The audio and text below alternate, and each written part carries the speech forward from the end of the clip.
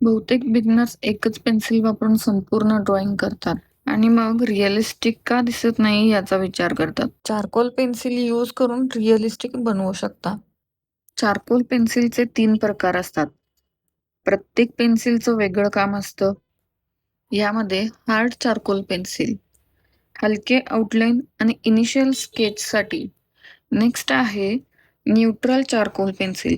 सामान्य शेडिंगसाठी ही पेन्सिल यूज केली जाते. आणि लास्ट थर्ड पेन्सिल आहे सॉफ्ट चारकोल पेन्सिल. सर्वात डार्क शॅडोज आणि स्ट्रॉंग कॉन्ट्रास्टसाठी यूज केली जाते. हे बघा, हार्डने लाईट टोन येतो, न्यूट्रलने मिड टोन, सॉफ्टने डीप डार्क टोन येतो.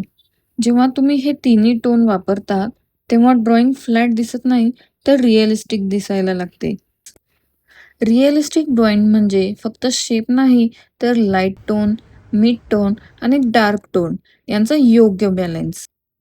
मी माझ्या बिगनरना सर्वात आधी हाच फरक शिकवते. तुम्हालाही असं रिअलिस्टिक पोर्ट्रेट शिकायचं आहे का?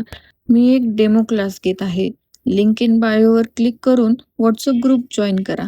थँक्यू.